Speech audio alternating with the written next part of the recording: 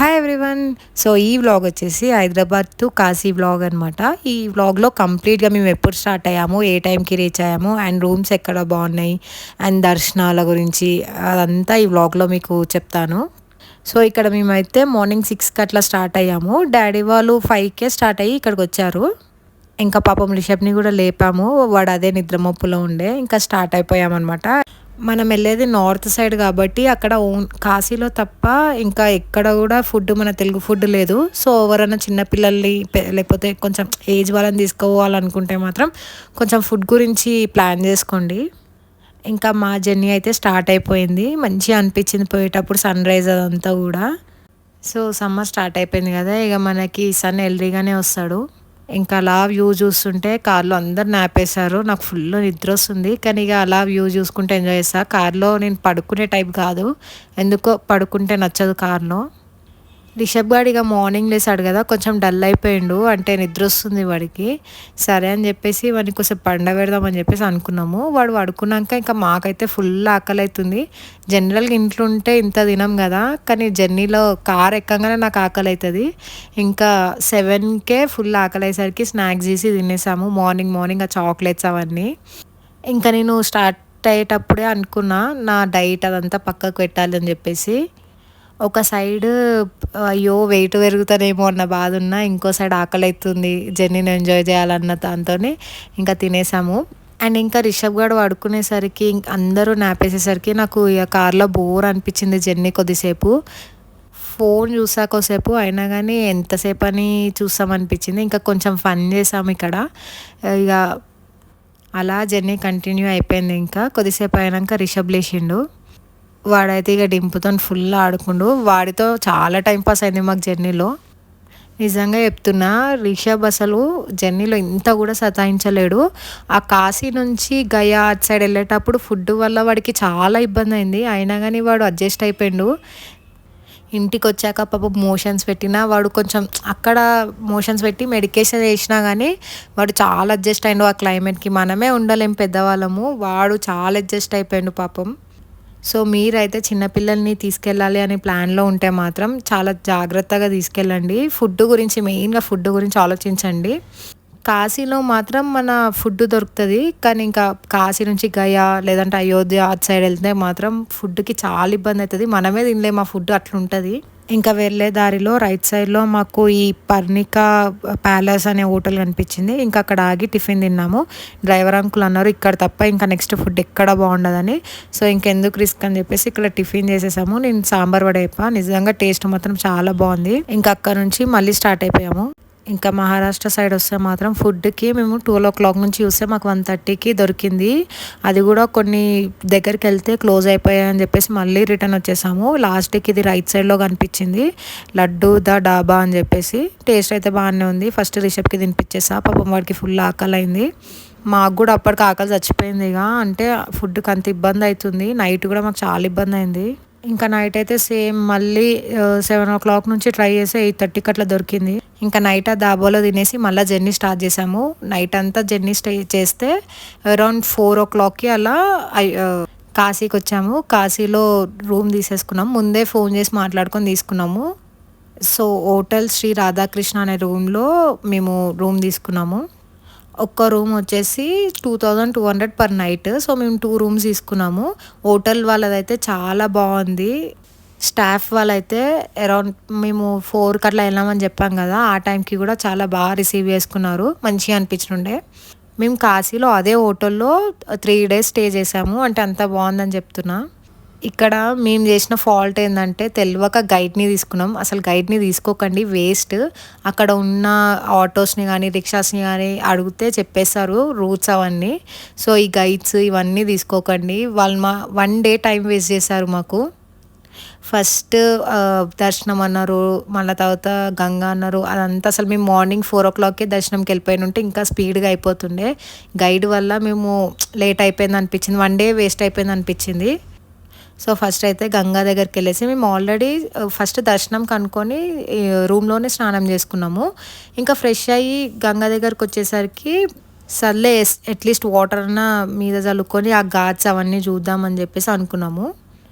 ఇక్కడ రాగానే ఏదో తెలియని వైబ్స్ అనిపించినాయి నాకు. అంటే నా పర్సనల్ ఫీలింగ్ ఇది. మస్తు అనిపించినుండే ఇక్కడ. అప్పుడే సన్‌రైజ్ అవ్వడము మంచిగా అనిపించినుండే ఆ వైబ్ అంతా. చాలామంది కాశీ అంటే భయపడుతుంటారు వెళ్ళొద్దు అని. అలా ఏం లేదు. ఒకప్పుడు అంటే సిచ్యువేషన్స్ అలా ఉండే కాబట్టి. కానీ ఇప్పుడైతే హ్యాపీగా వెళ్ళొచ్చు. మంచిగా అనిపించినుండే నాకు. ఇంకా ఇక్కడ మేము సపరేట్ బోట్ మాట్లాడుకున్నాము. బోట్ అరౌండ్ ఒక్కరికొచ్చేసి 600 అట్లా పడింది. గ్రూప్‌లో గూడా తీసుకెళ్తారు. గ్రూప్‌లో పర్ పర్సన్ 200 ఎంతో ఛార్జ్ చేస్తున్నారు. సో, ఇంకా మనం సపరేట్ బోట్ కావాలనుకుంటే సపరేట్ బోట్‌లో తీసుకెళ్తారు. ఇక్కడ మమ్మీ, డింపు అందరూ భయపడుతున్నారు. నేను గూడా భయపడుతున్నా. నాకు వాటర్ అంటే ఫుల్ భయము. అది ఎంత తక్కువున్నా సరే ఫుల్ భయమైతుంటది వాటర్ అంటే. కానీ రిషబ్ గాడు మాత్రం నాకు ఫుల్ ఆపోజిట్. వాడికి వాటర్ ఉంటే చాలు ఫుల్ ఆడుతుంటాడు. ఇక్కడ డింపుని చూస్తే మీకు అర్థమైపోతుంటది ఎంత భయపడుతుందో ఆమె. ఇటు సైడ్ వాటర్ అంత ప్యూర్ లేవు కానీ అవతల సైడ్ వెళ్ళి స్నానం చేయమన్నారు. అంటే అక్కడ మాత్రం కొంచెం ప్యూర్ ఉన్నాయి. అక్కడ మంచి స్నానం చేసుకోవచ్చు. అసలు రష్ మాత్రం విపరీతమైన రష్. అంటే లాంగ్ వీకెండ్ అనో లేకపోతే ఎందుకో తెలియదు కానీ ఫుల్ రష్ ఉండే. ఒక్కొక్క టెంపుల్ దర్శనాలకి 2 అవర్స్ 3 అవర్స్ అట్లా పడుతుంది. అంత రష్ ఉండే. ఇంకా రిషబ్ గాడు అయితే ఫుల్ ఎగ్జైట్ అయ్యిండు బోట్‌లో. ఈ ఘాట్స్ అన్నీ కూడా వాళ్ళు క్లియర్‌గా ఎక్స్‌ప్లెయిన్ చేశారు. అసలు ఎక్కడ ఏ ఘాట్ అదంతా కూడా అసలు ఎక్కడ స్నానాలు చేయాలి, ఎక్కడ స్నానాలు చేయొద్దు అదంతా కూడా నీట్‌గా ఎక్స్‌ప్లెయిన్ చేశారు. మంచిగా అనిపించుండే. సో, నేనైతే ఒకటి చెప్తా, లైఫ్‌లో ఒక్కసారన్నా కాశీకి వెళ్ళాలి. అంటే మనం వీలైతే ఎన్ని సార్లైనా వెళ్ళొచ్చు. కానీ ఒక్కసారన్నా కాశీకి వెళ్తే చాలా తెలుస్తది మనకి అక్కడ అని అనిపిస్తది నాకైతే. నేనైతే ఫుల్ ఎంజాయ్ చేసిన. ఇంకా మేమైతే నది ఇటు సైడ్ నుంచి ఘాట్స్ ఉన్న సైడ్ నుంచి అవతల సైడ్కి వచ్చాము. కొంచెం వాటర్ నెత్తి మీద వేసుకొని దీపాలు ముట్టియనికే.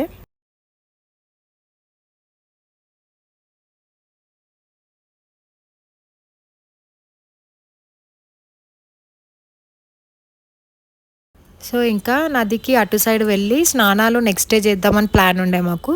ఇంకా జస్ట్ వాటర్ చల్లుకొని దీపాలు ముట్టించి వదులుదామని చెప్పేసి అనుకున్నాము. ఇక్కడ డింపుది ఎన్నిసార్లు ముట్టించినా ఆరిపోతుంది దీపం. ఆమెకు భయపెట్టిస్తున్నాం మేము. ఆ డింపు అట్లా ఆరిపోవద్దు అది ఇది అని చెప్పేసి. సో, అదొక ఫన్ అనమాట. ఇక్కడ ఇంకా దీపాలు వదిలేసి అయినో మళ్ళీ మీరు నదిలో ఫ్లవర్స్ అవన్నీ వేసి నదిని డిస్టర్బ్ చేయాలి అదే ఏమనుకోకండి. కొన్ని కొన్ని ఇంకా పాటించాలంటే పాటించాల్సి వస్తుంది. ఇంకా మేము అక్కడ నదిలో కొన్ని దీపాలు వదిలేసి కొంచెం ఇటు సైడ్ వచ్చేసి మళ్ళీ బోట్ ఎక్కి మిగతా అన్ని ఘాట్స్ చూపించారు. ఘాట్స్ గురించి అయితే క్లియర్గా ఎక్స్ప్లెయిన్ చేశారు కానీ నాకు హిందీ రాదు, వాళ్ళకి తెలుగు రాదు అన్నట్టు అయిపోయింది అక్కడ సిచ్యువేషన్. సో, నేను చేసిన తప్పైతే మీరు చేయకండి. గైడ్ని అస్సలు పెట్టుకోకండి. అక్కడ బోట్ డ్రైవ్ చేసే వాళ్ళు కూడా మీకు ఎక్స్ప్లెయిన్ చేస్తారు ప్రతి ఒక్క ఘాట్ గురించి. గైడ్ని పెట్టుకోవడం వల్ల waste of money. Next day మేము అసలు గైడ్ని పెట్టుకోలేము. వారాహి అమ్మవారు, విశాలాక్షి అమ్మవారి అవన్నీ మేము ఈజీగా దర్శనం చేసుకొని వచ్చేసాము. ఇంకా ఈడ దీపాలు వదిలేసి ఘాట్స్ అన్నీ చూసాక ఇంకా కాశీ విశ్వనాథ్ స్వామి దర్శనం అని చెప్పేసి అన్నాడు. సరే అని చెప్పేసి వెళ్ళాము. అసలు విపరీతమైన రష్ అది. ఫుల్ లైన్స్ ఉండే. ఇంకా మేము 300 రూపీస్ టికెట్ అనుకుంటా అది తీసుకున్నాము. తీసుకున్నా కానీ మాకు 2 అవర్స్ పట్టింది. ఆ గైడ్ ఎక్కడనో కూర్చోబెట్టి అక్కడ టికెట్ తీసుకొని మళ్ళీ అక్కడి నుంచి ఇంకా మేము డైరెక్ట్ టికెట్ తీసుకున్నాం. మాకు అంత టైం పట్టకపోతుండేనేమో. ఇంకా వాళ్ళ వల్ల చాలా టైం వేస్ట్ అయిపోయింది. సో, ఇంకా 2 అవర్స్లో దర్శనం అయిపోయింది. మంచిగా అయిన ఉండే దర్శనం కూడా. అంటే దర్శనంకి ఫోన్ లోపలికి ఎలవ్ లేదు కాబట్టి అదన్నీ క్లిప్స్ తీసుకోలేకపోయినా. సో, దర్శనం టికెట్ వచ్చేసి పర్ హెడ్ 300 రూపీస్. అది అక్కడ మీకు కౌంటర్ ఉంటుంది. అక్కడ డైరెక్ట్ తీసుకోవచ్చు. తీసుకొని వెళ్ళండి. ఫ్రీ దర్శనం కూడా ఉంటుంది. కానీ అది చాలా పెద్ద లైన్.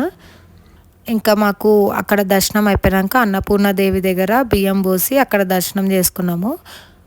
అది అయిపోయాక రూమ్కి వచ్చేసాము. అంటే కాశీలో ఏంటంటే ఇప్పుడు వారాహి అమ్మవారు మార్నింగ్ 4కి అలా వెళ్తేనే దర్శనం దొరుకుతుంది. అది కూడా కొంతమందికే. అండ్ అట్లా కొన్ని టైమింగ్స్ ఉంటాయి. సో, దాన్ని బట్టి మనం ముందే ప్లాన్ చేసుకోవాలి. గైడ్ని తీసుకొని బ్లైండ్గా వెళ్ళిపోతే వాళ్ళు ఏ దర్శనం చక్కగా చేపియరు. సో, మనమైతే కాశీ వెళ్ళే ముందే ప్లాన్ వేసుకోండి. అసలు ఎక్కడెక్కడ టెంపుల్స్ ఉన్నాయి, ఎట్లా వెళ్ళాలి అని చెప్పేసి. లేదు అంటే మీరు వెళ్ళి కొంచెం ముందే వెళ్ళి ఆటో వాళ్ళని కానీ రిక్షా వాళ్ళని కానీ అడిగినా వాళ్ళు క్లారిటీగా ఎక్స్ప్లెయిన్ చేస్తారు. అండ్ మాకు కాశీలో ఉన్న రోజులైతే మా హోటల్ పక్కకే ఆంధ్ర భోజనం అని చెప్పేసి ఏదో రెస్టారెంట్ ఉండే, చిన్నది, చాలా చిన్నది. కానీ ఫుడ్ మాత్రం చాలా బాగుండే, అంటే నీట్గా మంచిగా మన తెలుగు భోజనం ఉండే. సో ఇంకా రిషబ్కి కూడా నేను అదే తినిపించిన, అంటే మంచిగా ఉండే అని చెప్పేసి. సో ఫస్ట్ డే అయితే అంతే, ఇంకా మేము ఆ రోజు ఇంకా ఏం చేయలేదు. ఇవన్నీ కూడా ఇప్పుడు నేను వీడియో తీసి చూపించే ప్రతి ఒక్కటి కూడా ఒక్కొక్క ఘాటు, అంటే ఇక్కడ ఒక్కొక్క దగ్గర స్నానాలు చేసి ఒక్కొక్క ఫలితం ఉంటుంది అని చెప్పేసి చెప్పారు. అసలు అవి ఎన్నో సంవత్సరాల నుంచి ఉన్న బిల్డింగ్స్ అంట అవి. అంటే ఎంత మంచిగా ఉన్నాయంటే అఘోరా ఘాట్ అని, నారాయణ్ ఘాట్ అని చాలా ఘాట్స్ ఉన్నాయి. నేను ఈ ఘాట్స్ అన్నిటికీ కూడా బ్యాక్గ్రౌండ్ మ్యూజిక్ వేసి పెడతా, జస్ట్ చూడండి ఎంత బాగా అనిపిస్తుందో ఆ బిల్డింగ్స్ అదంతా కూడా.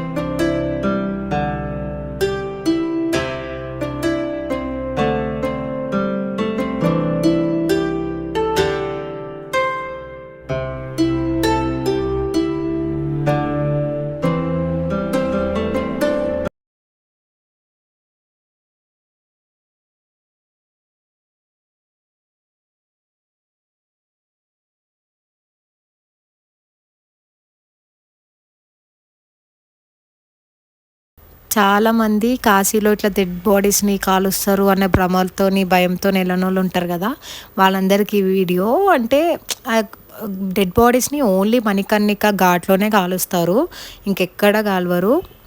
అక్కడ అమ్మవారిది మణి కింద పడ్డది కాబట్టి సో దానికి మణికర్ణిక ఘాట్ అని పేరు వచ్చింది. అక్కడ 24/7 అవర్స్ డే అండ్ నైట్ ఏదో ఒక బాడీ కాలుతుందంట. కంపల్సరీ బాడీ ఒక్కటన్నా కాలుతుంటుందంట. అది అక్కడ అది అనమాట, ఇదే మణికర్ణిక ఘాట్.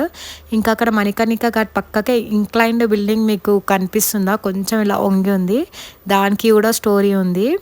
ఆ బిల్డింగ్ ఇంక్లైన్డే ఉంటుంది. ఇంకా అక్కడ ఇంక్లైన్డ్ బిల్డింగ్ దగ్గర మేము బోట్ దిగేసి ఇంకా దర్శనంకి అని చెప్పేసి వెళ్ళిపోయాము. అసలు ఆ గల్లీలు ఎంత చిన్నగా ఉన్నాయంటే ఎద్దు వస్తే అందరం పైకి ఎక్కేసాము, అది ఎక్కడ వస్తుంది అని చెప్పేసి. ఇంకా ఈ సందులలోకించే దర్శనంకి వెళ్ళాము. వెళ్ళేటప్పుడు మాకు డెడ్ బాడీ కూడా ఎదురైంది. ఇంకా దర్శనం చేసేసుకుని అన్నపూర్ణమ్మ వారి దగ్గర బియ్యం పోసేసి ఇంకా రూమ్కి వెళ్ళి రిలాక్స్ అయ్యాము కొద్దిసేపు. అక్కడికే 2 అట్లా అయింది. ఇంకా రిషబ్కి కొంచెం తినిపించి మేము కూడా కొంచెం తినేసి రిలాక్స్ అయ్యాము. ఈవినింగ్ 5:30కి అట్లా గంగారతి చూద్దామని చెప్పేసి వచ్చాము. అసలు కరెక్ట్ ప్లాన్ ఉంటే ఈరోజు అన్ని దర్శనాలు అయిపోయాయి, ఇంకా లేక అట్లా అయిపోయింది. ఈ 5:30కే చూడండి ఎంత క్రౌడ్ వచ్చేసిందో. ఇంకా మేము ఫస్ట్ ఒక సపరేట్ బోట్ మాట్లాడుకొని ఇంకా బోట్లో కూర్చున్నాము గంగారతి చూడడానికి. జనరల్గా టీవీలో మనకి అంటే డిఫరెంట్గా ఇస్తారు గంగారతి, కానీ ఇక్కడ బాగానే ఉంది, కానీ అసలు ఎక్స్పెక్టెడ్ అంత లేదు.